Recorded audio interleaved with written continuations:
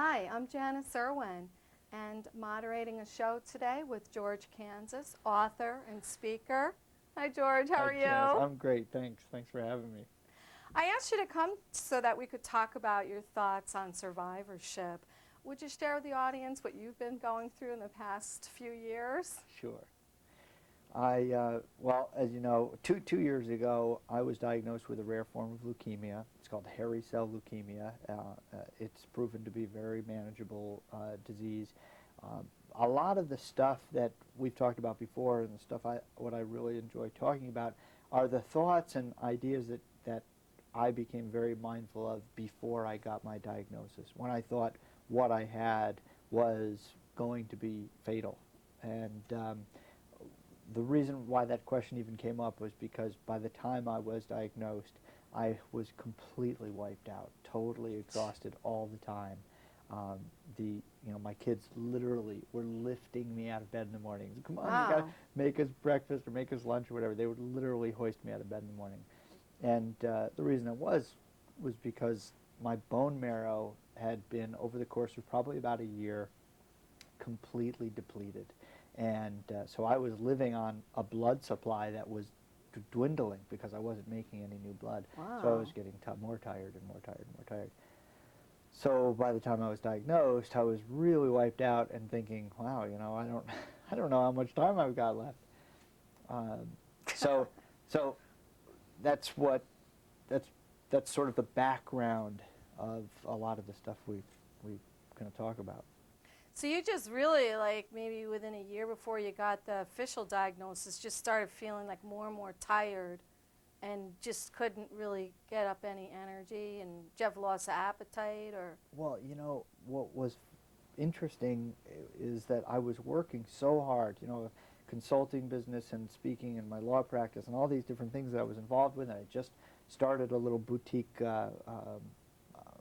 record label. I was working with some independent musicians and making a record. And those musicians worked late and at night. We were in the studio till 2, 3 o'clock in the morning, a couple of days a week, and then full schedule during the day, and then plus 2 kids and all this stuff. So I mean, I was just running like a lunatic all the time, and I just thought the reason I was tired all the time was because I was working so hard, and it got to the point where I was losing my breath just literally walking up the stairs to go to bed, or walking from the living room to the kitchen.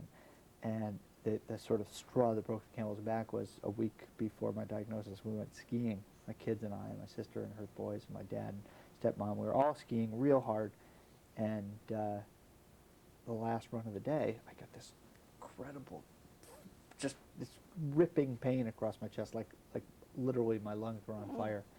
I couldn't breathe, and I thought I was having a heart attack. I had such excruciating pain.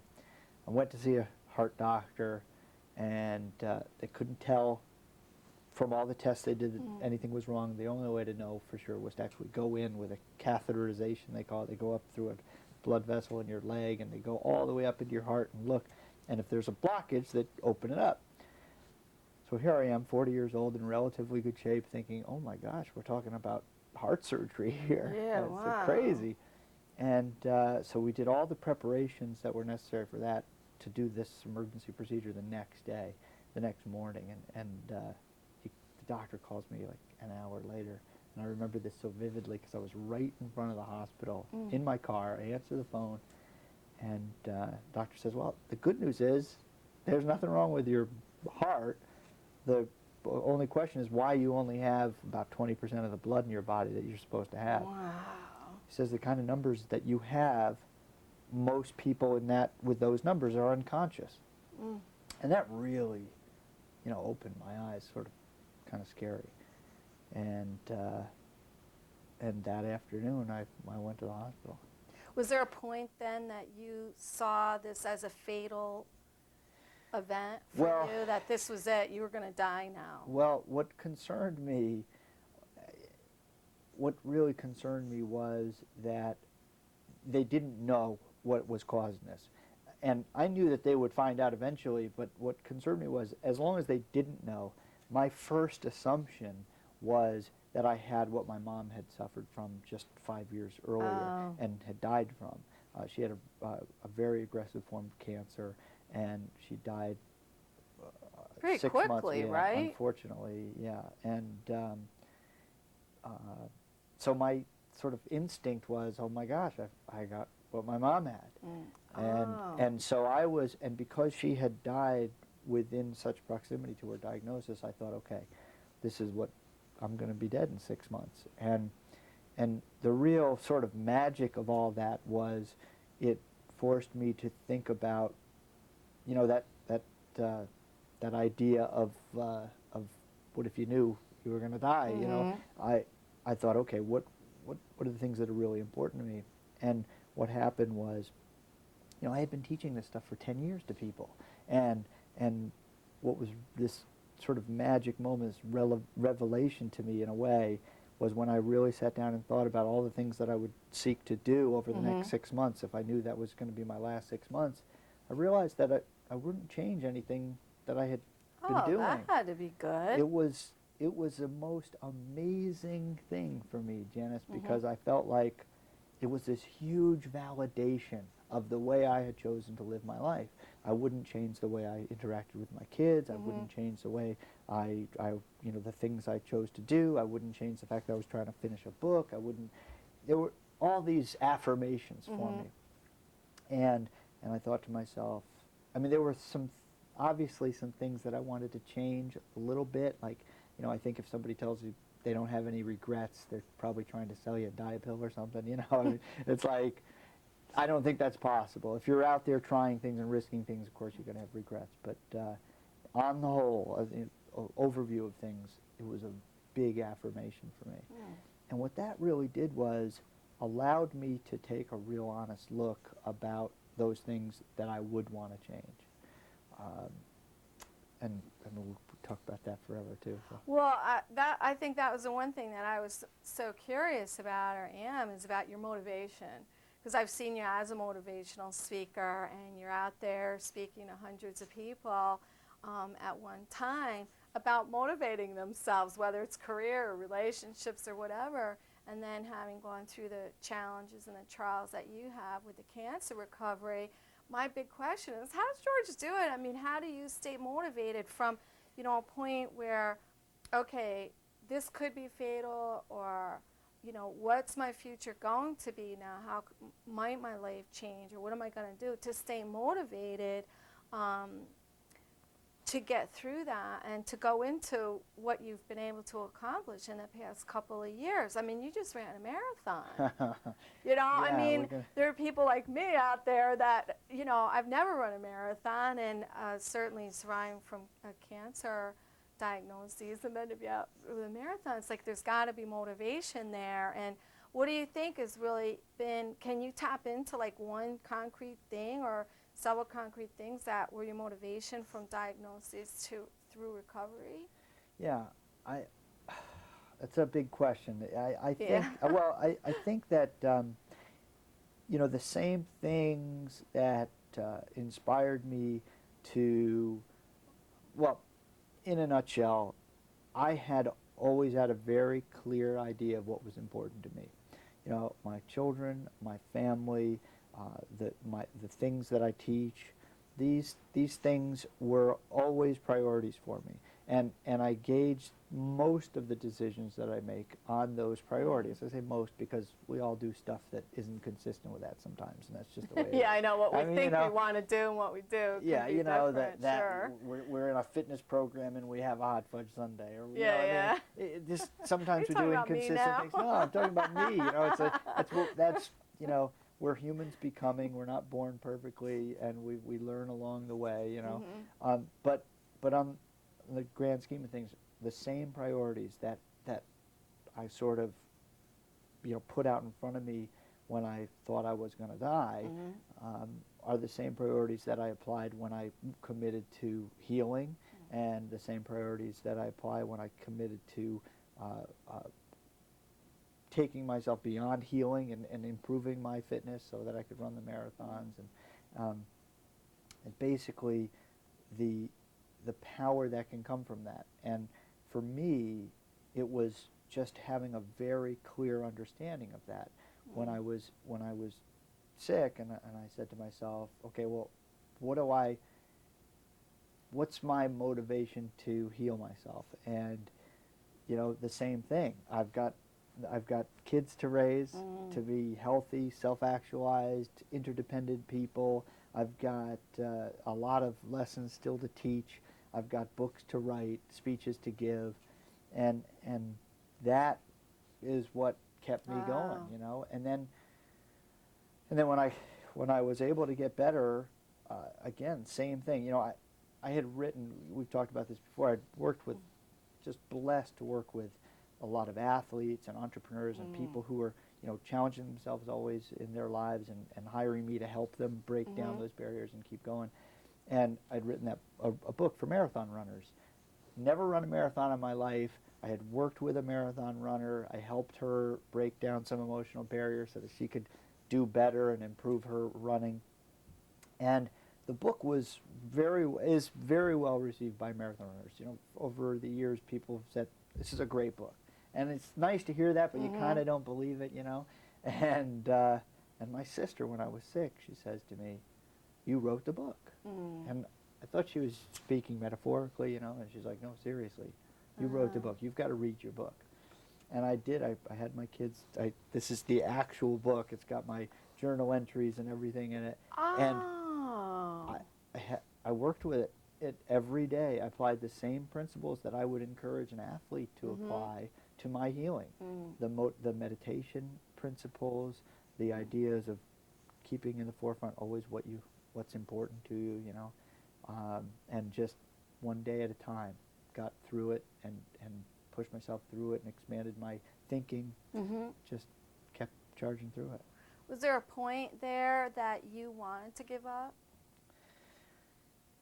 Or if there was, then how were you able to push through that? Yeah. Just by all the points in your book, by things that you've been living by? Well, it's an interesting question, the idea of giving up. I can't say that the thought that I would have ever articulated it that way, that I would ever say, you know what, I'm just going to give up.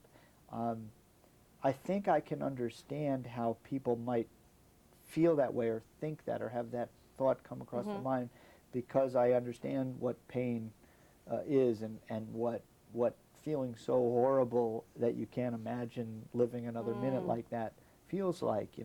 With chemotherapy, it just wreaks havoc on your body, and it's really uncomfortable sometimes. You went through chemo. Yeah. Okay. Yeah. And so I can understand that idea, but I can't say that the idea of giving up crossed my mind, because I felt like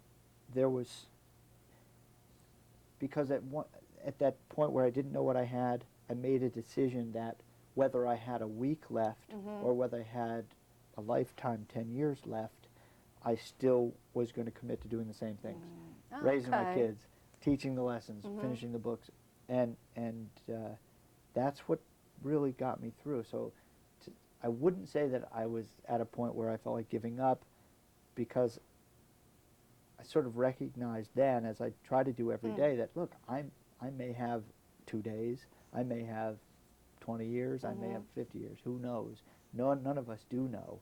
That's and true. I think you don't have to have a terminal diagnosis to appreciate that idea, and it shouldn't matter. How do you keep your motivation? I mean, knowing you for several years now, it's like I always see you as a really driven person, really positive person, really motivated person. So I can see where you would tap into that for your own self, what you've taught so many other people and help support them, what ways you've used that for yourself.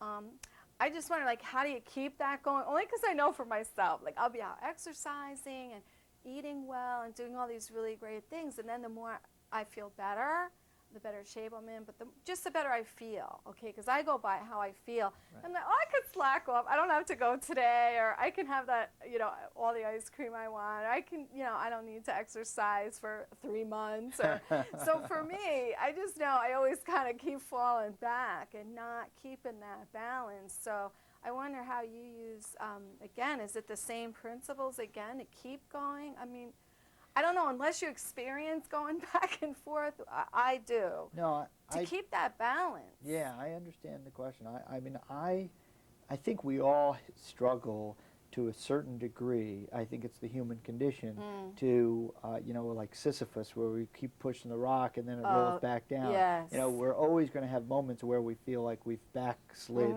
you know, down the mountain again. And of course, I have those moments too. I think everybody does. The question for me is, when I do feel that lack of drive, or you know, I feel myself responding with negativity to some condition, something, event beyond my control. You know, the two things I can always control is how I see it and how I react or act in response to it. And I try not to say react, you know, because responding is a more positive word. And so if I find myself in that situation where I am perceiving something with real negativity, I try to recognize that, first of all, that looking at it that way isn't doing me any good, and it's not changing the situation at all. What will change the situation is time and what I do in response to it. So what I try to do is, okay, well, try to be mindful of the good stuff that is in there, and the same was true with my illness, was that no matter what happens, something positive is going to come out of this. Even if it's my death, it's there. I'm going to leave behind a legacy of information. People are going to learn from this. I was in a teaching hospital. I'm going to share everything I know with these doctors that are taking care of me. I'm going to continue telling my story. I'm going to continue writing, and it's finding that lesson. Even if the lesson is the only thing, even if it's a painful one to learn, sometimes that lesson is going to be huge, and sometimes it's going to be tiny, but at least there's going to be something in there. And sometimes it's much bigger than that. Sometimes it's, wow, there's something here that I can really be grateful for. And again, even with the illness, I kept journal entries about things that I was grateful for, you know. That's one thing that you put in your book too, right? Is a section for people to journal, and you use that yourself. The first 60 or so pages are sort of how to use the book. It's explaining about some of the psychological principles behind just who we are and the way we think. And then the last 75 pages are 75 daily exercises that, in this case, a marathon runner can use in preparation 75 days before a marathon race. And there are journal entries for every page, because it's really important to get that information out there for two reasons. One, it's a very it's a very healthy process to go through, just articulate the idea, get it onto a piece of paper. But also, and I've noticed this already, I used the book again in my healing. I used it again to train for a marathon in January, and I'm using it again now to train for a marathon in just actually 4 weeks from today. And what's really neat is I'm noticing the changes, very subtle changes in my notes from experience to experience. Not just the changes, but also the similarities. You know, now you brought something from the marathon? Yeah, there were a couple of things. I ran a marathon event called the Rock and Roll Marathon. I can't even believe it. It's Phoenix, like, how Arizona. many years from your diagnosis to the marathon? Well, Was it almost 2 3? years. Oh, it was 2 years. And okay. what's really neat about that is, I ran the first marathon. This is just the jersey where, you know, it was this particular event was to raise money for Leukemia and Lymphoma Society, and you know, I wrote Survivor on it and your name, and people, you know, yell your name out and go George, and you know, get clap. And the funny thing about writing Survivor on the back of my shirt was, runners were coming up to me and putting their arm around me. It's like, oh, you're such an inspiration. You keep going. And I'm like trotting along. I don't run very fast at all. And I'm just sort of trotting along, and people coming up to me and patting me on the back. And then, and it's because I finished in under 7 hours, I got a medal. It's called the Rock and Roll Marathon Medal. And so it's a guitar, and because it was out in Arizona, so it has the cactus on it. Yeah. And this was in Arizona. The one I'm going to run in April is in Nashville, Tennessee, and that's the Country Music Marathon. Oh, my plan is to run 3 marathons this year and 3 half marathons. So. Oh my gosh, I can't Yeah. believe it. And just so everyone in the audience knows, you weren't a runner before No, this. I never. This was all transpired after you were sick. And what's funny is, Okay. I think it was June 2 years ago Okay. when I was recovering. I made a journal entry, and it's just so funny that this has foreshadowing, I guess you'd call it, the literary expression. With, I think I might want to run a marathon. That's all I wrote, and that was June 2.5 years ago. Okay. And in January, I'm in Phoenix, Arizona. I've just run, mile 1 through 5 were fine. Mile 5 through 20 actually went very well. I went very slowly. I wasn't in any hurry. I just wanted to finish as an official finisher under 7 hours. Okay, that's a great goal. And I got about mile 16, and I start doing the math on with my watch. I'm thinking, if I picked up the pace just a little bit, I could actually break 6 hours. Now, that wasn't really a goal of mine, but I thought, once it was there and I could taste it, I'm thinking, just a little bit. So tried to pick up the pace a little bit. Around mile 21, my knees started hurting, and it was horrible from then on. Mile 21 through mile 26 I was in excruciating pain. My body just kept saying, please stop. Just stop moving. Why are you doing this to yourself? No, you're not being paid for this. There's no point. And my body was saying that, and then I just kept saying to myself, while I was training, I used to do these gratitude meditations. I'd say, I'm sending out this intention of gratitude for all the people who gave blood while I was in the hospital. This kept me alive until I could heal myself. And when I would do those gratitude meditations, I would get this sort of tingly feeling over my body, and for 1 second, my knees wouldn't hurt. And so where I was doing that every 5 or 6 miles, it got to the point at the last mile and a half, I'm doing that gratitude meditation like every 100 feet. And it got to the point where, the finish line is right there, 15, 20 feet away. And I got this incredible feeling, like literally from the ground right up through my body. Oh my gosh. 2 years ago, almost to the day, I was dead in a hospital bed. And right now, I'm about to cross that finish line that represents, and on one plane, just represents a line on the pavement. But on so many other levels, it represented everything, everything. Everything. That's everything. This sense of redemption, this sense of healing, and this sense of, and what amazes me is I didn't just collapse right there because it was so overwhelming. On the other hand, I trotted across the finish line and got this incredible feeling. And it's funny because thousands, literally 20,000 people crossed the finish line that day. Not really an amazing superhuman feat or anything like that, but for me, it was such a profound sense of accomplishment. And, a year before, a doctor had said to me, you're never going to have a healthy immune system. You're never going to have 100% ability to process oxygen. You won't need it. But, so you don't need, he used to say, you don't need normal. Okay. So don't worry about it. And I was fine with that, no panic or anything like that. But 2 weeks after the marathon, I went and had my blood tested. My hematologist says, whatever you're doing, keep doing it, because my hemoglobin is 16, and when I was in the hospital, it was 4. So I'll tell you, that's like high normal. Somebody, athletes, that kind of thing, right around there with 16 hemoglobin. My white blood count, high normal. And a year ago they said never. Here I am, a year later. Really, the exercise and your positive attitude and change nutritional things that you've been doing have all contributed to that. But it seems like the exercise has been such a main component to that, don't you think? Well, I think you have to look at the numbers and say, well, it's got to have had an effect. The doctors always say to me when they see me, your attitude has a lot to do with it, but absolutely, I think it's a whole, when things in your life fit together, everything feels right. When you're thinking right, you're eating right, you're That's exercising, true. you're trying to keep things in balance. And you know, I still deal with stress like everybody does, you know, but that that skill to be able to keep it in perspective and make the time for myself to run and to eat right, and